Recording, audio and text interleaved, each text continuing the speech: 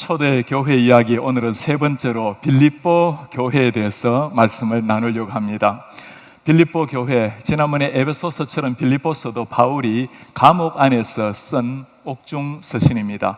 빌립보 교회는 바울이 52년 정도의 아시아에서 최초로 세운 교회가 빌립보 교회입니다. 빌립보 하면 여러분들이 떠오르는 이름이 있나요? 자주장사 루디아라는 이름이 떠오르고, 빌립보 감옥에서 예수님을 만났던 감옥 간수, 그리고 그의 아이들이 떠오를 것입니다. 그들을 중심으로 해서 세운 교회가 빌립보 교회입니다. 바울이 빌립보서를 썼을 때는 60년 정도였고, 그때는 감옥에 수감이 되어서 죽음을 앞두고 있었던 상황이었습니다. 빌립보 교회는 참 가난한 이방인 교회였지만, 그들의 교회를 세웠던 목사였던 바울이 감옥에 있는 것을 알고 물질을 보내주면서 그들을 위해서 근심하며 기도했던 사람들입니다. 바울 편지가 다 성도들을 향해서 따스한 사랑이 있지만, 오늘 빌립보서는 특별히 이 성도를 향한 그 목자의 애틋한 따스한 사랑이 심어져 있습니다. 1절에 그들이 이렇게 부르고 있습니다. 나의 사랑하고 사모하는 형제들, 나의 기쁨이요 면류가 아닌 사랑하는 자들아, 이와 같이 주 안에 서라. 특별한 애정을 가지고 내 사랑하는, 내 기쁨이요 면류가 아닌 사랑하는 자들아, 그 빌립보 교인들을 향해서 바울이 세 가지를 부탁을 하고 있습니다. 기뻐하라, 너의 관용을 알게 하라, 그리고 감사함으로 하나님께 기도하라. 첫 번째 바울의 부탁입니다. 모든 상황 속에서 기뻐하라. 빌립보서 하면 우리에게 가장 먼저 떠오르는 주제가 기쁨이라는 단어입니다. 16번이나 사용된 이 단어. 그러나 당시의 상황을 생각하면 기뻐하라는 말이 쉽게 이해가 되지 않습니다. 바울이 어떤 상황이죠? 감옥에 잡혀 들어가서 죽음을 기다리고 있었던 상황입니다. 빌립보 교회도 마찬가지로 안팎으로 늘 위험에 노출되어 있었던 사람들이고, 당신의 담임 목사였던 바울이 감옥에 잡혀가 있는 것을 보고 근심하면서 기도했던 그 상황에 기뻐하라고 외치는 것은 어울리지 않는 말처럼 들립니다. 그것도 한 번이 아니라 기뻐하라, 내가 다시 말하노니 기뻐하라, 두 번이나 강조를 하고 있어요. 바울이 두 번이나 강조하는 이유가 무엇일까요? 바울도 안다는 겁니다. 지금 이 상황이 내 상황이나 교회 상황이나 기뻐할 수 있는 상황이 아니라는 걸 나도 잘 안다. 그러나 우리에게는 어떤 상황 속에서도 기뻐할 수 있는 이유가 있다고 바울이 외치고 있는 겁니다. 기뻐하라는 말은 선택이 아니라 명령문으로 되어 있습니다.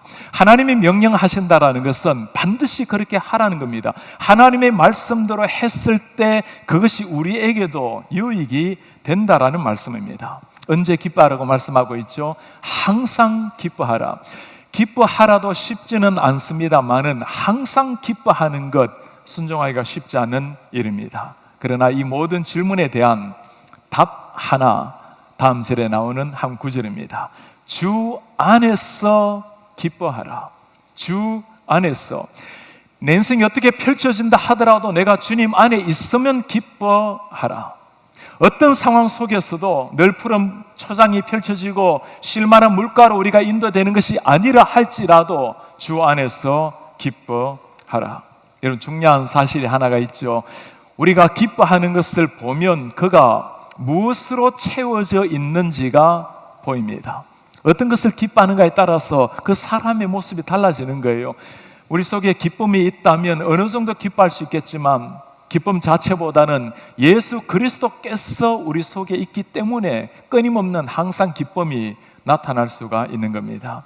여러분 한번 물어보시기 바랍니다. 나는 정말 이 기쁨을 누리고 있는가? 그리고 무엇 때문에 나는 기쁨을 누리고 있는가?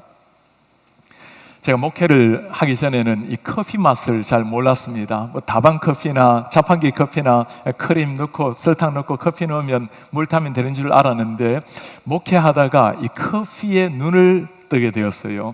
우리 김현철 목사님 우리에게 섬기셨을 때 이태리에서 오신 우리 선교사님 아닙니까? 그 고관 이태리의 커피의 향을 아시는 분이 한 번 와서 저에게 커피를 타주면서 어떻게 이 커피를 만들었는지를 설명을 해요. 커피 콩 비인을 사서는 그걸 볶아야 되는데 이 볶는 기계가 비싸대요. 그래서 팝콘 튀기는 기계를 사서 거기에서 볶아서 24시간 후에 그걸 손으로 아주 정성껏 갈아서 밑에 초식에 놔두고 시간에 맞추어서 그렇게 커피를 따르요. 제가 아무리 촌 사람이지만 그래도 이렇게까지 지극한 정성으로 커피를 주는데 커피에 대한 예의를 갖춰야 되겠다 생각하고 아주 향을 맡으려고 제대로 한번 음미하면서 마셔보았어요. 그때 딱 커피 맛이 오게 된 거예요. 그때 이후로 제가 커피 맛을 즐기면서 마시고 있습니다. 연구에 의하면 커피 향만 맡아도 사람의 기분이 좋아진다라고, 사람의 뇌 속에 이 뉴로 호르몬이, 기분 좋게 만드는 호르몬이 커피 향 때문에 나타난다라는 연구 결과가 있습니다. 아무리 좋은 커피 향이라 하더라도 시간이 지나면 다 지나가는 향기, 우리가 잘 알고 있죠. 사람마다 제각기 기쁨을 누리는 이유도 다양합니다. 내가 죽기 전에 꼭 이 일은 꼭 해봐야 기쁨을 누리겠다고 죽기 전에 꼭 해야 될 것들이라는 제목의 책이 얼마나 많은지 몰라요. 죽기 전에 꼭 해야 되는 17가지, 죽기 전에 꼭 해야 되는 25가지, 죽기 전에 꼭 해야 되는 88가지, 죽기 전에 꼭 해야 되는 100가지 넘는 것도 있더라고요. 그 모든 것들을 다 해본다 한들 죽음 앞에 서 있는 인간의 허무와 고통이 그것으로 사라지는 것은 아닌 거죠. 제가 워싱턴 DC를 처음으로 방문하게 된 것은 한 10년 정도 전에 됩니다. 미국 학회 논문을 발표하러 왔다가 밤늦게 아내와 함께 도착을 해서 호텔을 들어가는데 오버부킹을 해서 자리가 없는 거예요. 그러더니 이분들이 와서 축하한다고 방으로 하나 안내를 했는데, 이게 큰 집보다도 더 큰 엄청난 방에 들어가서 그 큰 두 방을 묶어 놨는데, 제가 안을 가만히 살펴보니까 텔레비전이 6대고 램프가 얼마나 많은지 다 켜보니까 램프가 48개고 회의실이 따로, 방이 따로 있고 얼마나 대궐 같은 방인지 값을 보니까 2,000불이 훨씬 더 되는 값이에요.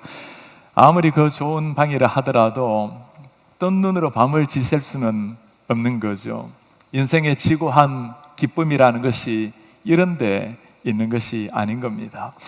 그리스도인에게는 하늘에서 오는 진정한 새로운 기쁨, 다른 기쁨이 있는 거예요.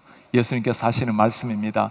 귀신들이 너희에게 항복하는 것으로 기뻐하지 말고 너희의 이름이 하늘에 기록된 것으로 기뻐하라. 너희들의 이름이 하늘에 기록된 것으로, 한 번 기록된 이름을 하나님께서 결코 취소하지 않으시기에 너희를 그토록 지극히 사랑한 그 하나님, 그분이 베푸신 구원으로 말미암아 기뻐하라. 우리는 이 말씀에 참 주님 감사합니다, 아멘하고 달려가지만, 그러나 이 말씀대로 살아내는 게, 우리 온 몸과 영혼이 기쁨으로 반응하는 게 이게 쉬운 일만은 아닌 거죠. 매주 목회를 하면서 지나다 보면 10가정 이상 환우들을 위해서 기도할 때가 있습니다. 지난주에는 참 한 분의 고백이 제 마음에 늘 남아있어요. 목사님, 우리 남편 참 성실하게, 신실하게, 착하게 살아왔습니다. 암수술을 앞에 둔 남편입니다. 왜 이런 일이 일어나는지 모르겠어요. 남편의 학업을 위해서 아내가 참 신실하게 도왔던 아내도 암병을 앞에 놓고 수술을 앞두고 있습니다. 그 사랑하는 아내가 병원에 들어간 것을 보면서 밤잠을 이루지 못했다는 남편의 고백. 어머니 돌아가셔서 장례식을 치르러 가셨는데 어머니 돌아가신 5일 후에 아버님도 돌아가셔서 어제 어머니 아버지를 함께 장례를 치렀던 우리 집사님 부부. 한국에서 아버님이 돌아가셔도 사건 여건이 되지 않아서 들어가지 못하고 있는 우리 한 성도님.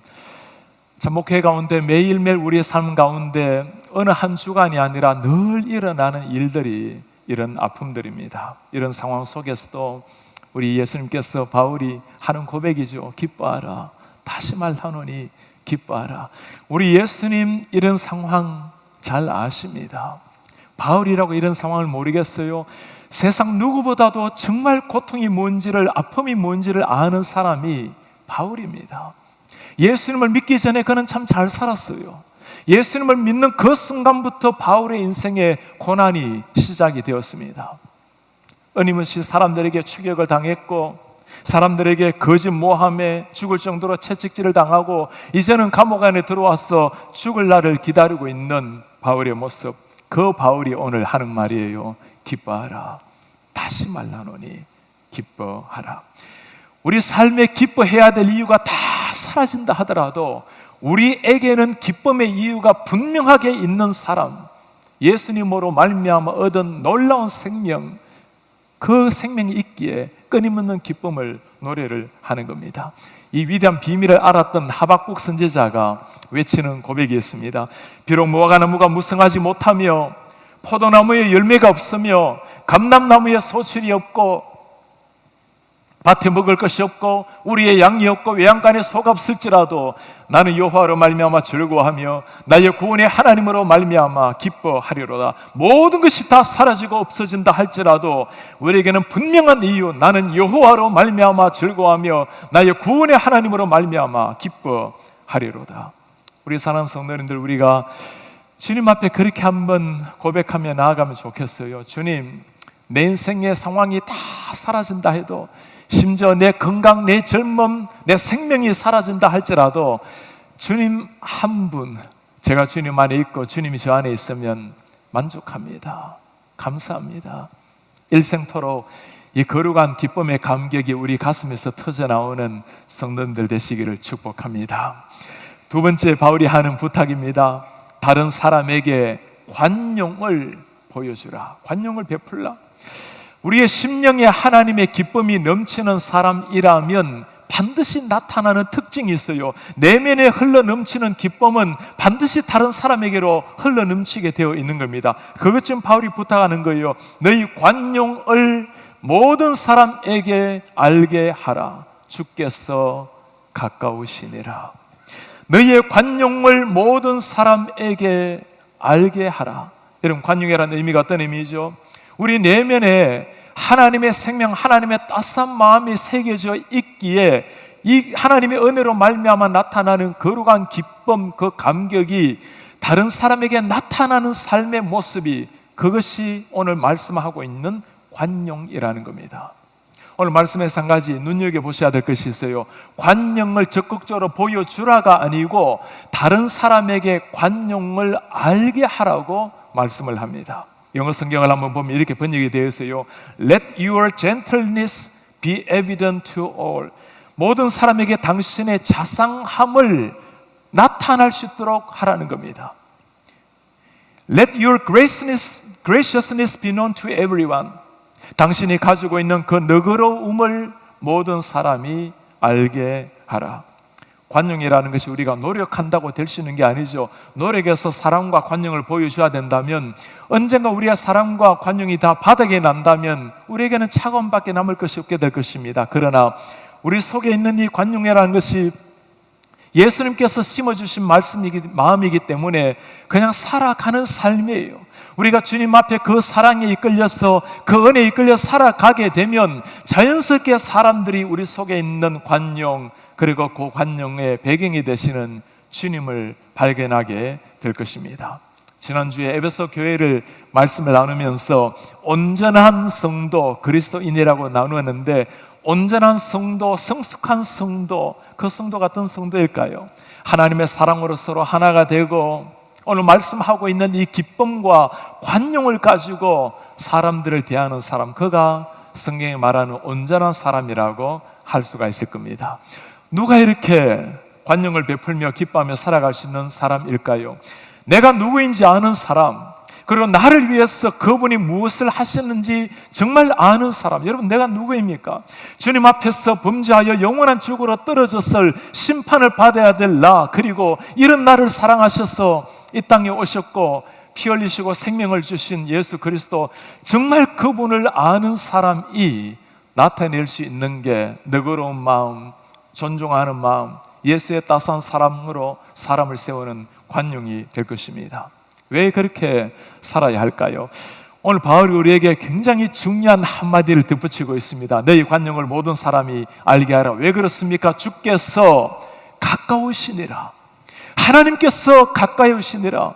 우리 주님이 오실 날이 있기 때문에, 내가 속히 이 땅을 떠날 때 주님 앞에 설 날이 있기 때문에, 주님 앞에 서는 날이 온다라는 이 생각 하나 마음에 새기면 우리가 가지고 있는 집착, 우리가 가지고 있는 고집들 무슨 의미가 있겠어요?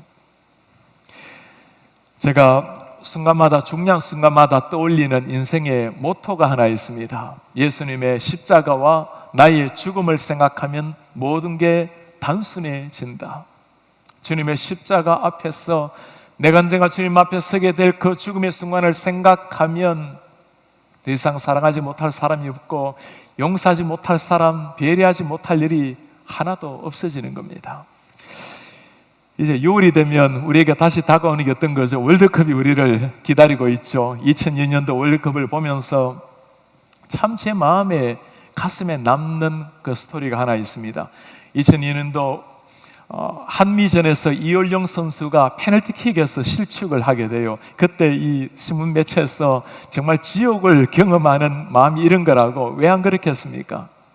다행히 그래도 경기에서 후반에 안정환이 헤딩골로 동점을 만들었는데, 끝나고 난 다음에 황선홍 선수에게 기자가 물었습니다. 이올영 선수의 실축을 어떻게 생각을 하십니까? 그의 대답이었어요. 누구라도 실수할 수 있습니다. 나도 그런 상황이었다면 아마 실수했을 겁니다. 헬렌 켈러가 한 말이 있습니다. 관용이라는 것은 최고 교육의 성과이다. 관용이란 교육의 최고의 성과라. 괴테가 한 말입니다. 관용하게 되려면 나이가 들면 된다. 남이 과실을 범했던 것을 보면 내가 예전에 범했던 과실뿐인 것이다. 잘 배우고 인생의 지긋한 연한이 되면 관용이, 너그러움이 일어난다라는 것. 나이가 들 뿐만 아니라 우리가 주님을 더 깊이 알아가고 주님과 더 깊이 교제하게 되면 그때 우리에게서 나타나는 모습이 관용이 될 것입니다. 관용이라는 말씀을 한 주 동안 묵상을 하면서 제가 우리 성도님들께 참 감사하는 마음이 다시금 들게 되었습니다. 지난 5년 동안 참 목회를 잘 몰랐던 제가 여러분들을 섬기면서 참 많이 여러분들 관용해 주시고 격려해 주시고 오늘까지 사랑해 주신 것이 얼마나 감사한지, 제가 우리 교회를 소개할 때마다 거의 맨 먼저 하는 소개가 있어요. 우리 교회는 참 부족한 목사를 하나님의 목사로 만들어주는 이런 교회입니다. 너희 관용을 모든 사람에게 알게 하라. 이 말씀 가만히 묵상을 하다 보면 보이는 한 사람이 있어요. 감옥 안에서도 그 죽음 앞에서도 예수 그리스도를 향해서 기쁨의 노래를 부르고 한 사람 한 사람 원망 시비 없이 다 사랑하는 사도 바울. 그 사도 바울을 가만히 묵상을 하고 있으면 또 한 분이 보입니다. 그 사도 바울을 사랑해서 그를 위해서 이 땅에 오셔서 피 흘려주신 우리 주 예수 그리스도가 거기에 보입니다. 십자가에 피 흘리면서 그를 못 받고 있는 사람들 향해서 아버지, 저들의 죄를 용서해 주십시오. 무엇을 하고 있는지도 모르고 있습니다. 눈물로 기도했던 그 주님이 보여요. 바울이 우리에게 이 주님 앞에서 묻습니다. 십자가에 피 흘리신 예수 그리스도가 정말 당신의 주님이 맞으십니까? 그 주님이 나의 주인이 맞으십니까? 그렇다면 그 그리스도의 관용을 모든 사람에게 알게 하십시오. 마지막 세 번째 바울이 하는 부탁입니다. 감사함으로 하나님께 기도하라. 감사함으로 기도하라. 저는 이 바울의 세 번째 명령을 읽으면서 참 목사로서 바울의 마음이 이해가 돼요. 그리스도 안에서 기뻐하세요. 관용을 모든 사람에게 다 알게 하세요. 여러분, 얼마나 귀한 말입니까? 그러나 그렇게 기뻐하고 관용을 베풀면서 살기에는 우리의 삶은 언제나 문제, 수많은 역경, 아픔, 슬픔이 다 앞에 놓여 있지 않습니까? 그렇게 살아가는 것이 쉽지 않다라는 것 바울도 잘 알고 있습니다. 바울이 하는 부탁을 보시겠어요? 아무것도 염려하지 말고 모든 일에 기도와 간구로 구할 것을 감사함으로 하나님께 아뢰라. 아무것도 염려하지 말라. 우리 삶이 매 순간 염려로 점철되어 있다는 것을 바울도 잘 아는 겁니다. 모든 일에 기도와 간구로, 모든 일, 중요한 일뿐만 아니라 어떤 상황 속에서도 기도와 간구로 하나님 앞에 나아가라. 지난주에 우리가 앵자이어티 세미나를 가졌는데 거의 모든 심리학자들이 하는 말 중에 모든 사람들은 그 내면의 불안, 근심, 염려를 다 가지고 있다는 거예요. 팀 켈러가 쓴 책 중에 복음 안에서 발견한 참된 자유, 라는 책이 있습니다. 이 책에서 현대인이 가지고 있는 4가지 공통적인 고통을 이야기를 해요. 공허감, 고통, 분주함, 나약함. 아무리 채워도 오는 공허감, 부풀려진 내 자아로 말미암아 아파하는 고통, 자기를 채우기 위해서 끊임없이 달려가는 그 분주함, 기준이 없기 때문에 끊임없이 흔들리고 있는 나약한 모습. 현대인뿐만이겠습니까? 하나님 앞에서 타락하고 분리된 모든 인류 역사의 사람들이 함께 겪었던 아픔일 겁니다.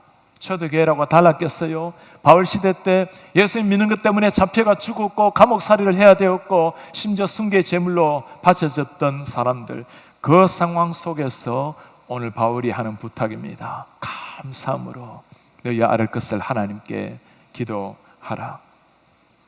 인생 문제 진정한 해결이 어디에 있을까요? 인생 문제 해결은 상황 변화가 아니라는 겁니다.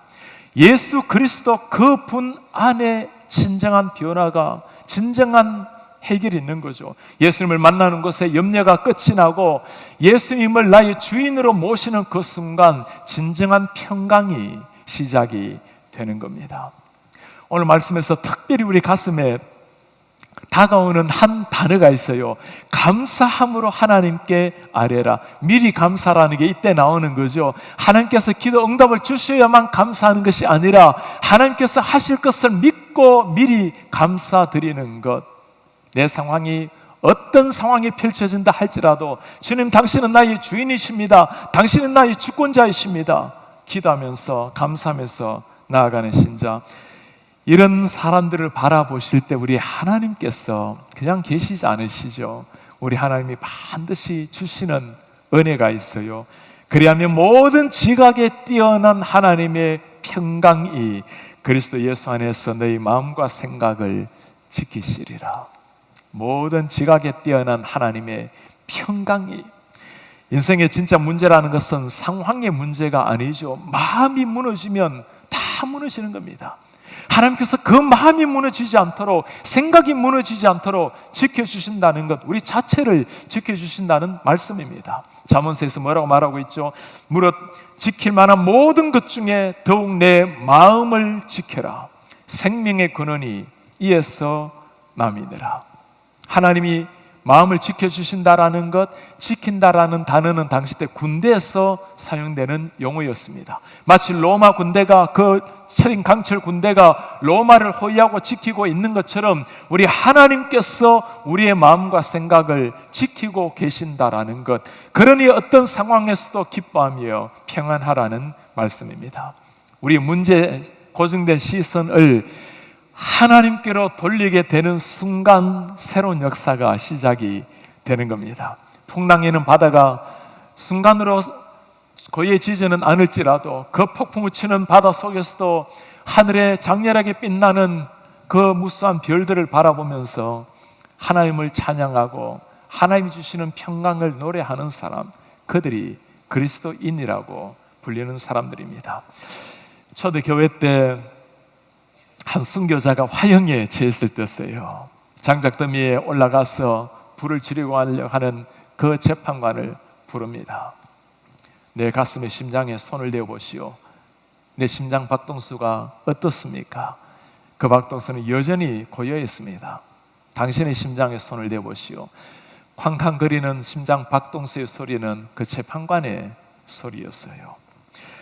죽음 앞에서도 조금도 흔들림 없이 하늘의 평강을 누리면서 살아가는 사람, 내 속에 예수 그리스도가 살아있는 사람, 어떤 상황 속에서도 오직 하늘을 향해서 평강의 노래를 부르며 살아가는 사람입니다. 돌을 닦는 것 아니죠. 체면을 말하는 것도 아니에요. 우리 인생에 될 때면 되라고, 아무 때나 되라고 허무주의가 아닙니다. 분명한 이유가 있기 때문입니다. 어떤 이유입니까? 세상의 모든 게 다 사라진다 하더라도 주 예수 그리스도, 그분이 나의 주님이시기 때문에, 그분이 나와 함께 하시는 나의 구원자이시기 때문에 세상 무엇도 빼앗아갈 수 없는 이 천국의 평안 기쁨을 누리는 겁니다. 이 설교를 하면서 찰스 벌전이 한 한마디가 있어요. 우리가 살아있는 한 주님께 노래합시다. 얼마나 멋진 말인지 모르겠어요. 우리가 살아있는 한, 호흡 있는, 의식 있는 마지막 순간까지 상황이 어찌하든지 하나님께, 주님께 노래합시다. 오늘 감옥에서 우리에게 들려주시는 바울의 음성을 들었습니다. 우리에게 흘러넘치는 이 기쁨, 세상 그 무엇도 다 사라져도 누릴 수 있는 하늘의 평강, 이 기쁨과 평강이 우리의 내면을 흘러넘쳐서 관용으로 사람들에게 흐르고 흘러넘칠 때 사람들은 이 기쁨과 평안을 바라보고 우리 속에 있는 예수 그리스도를 발견하게 될 것입니다. 이것이 글로컬 교회, 글로컬 성도가 살아가야 할 삶의 매일의 삶입니다.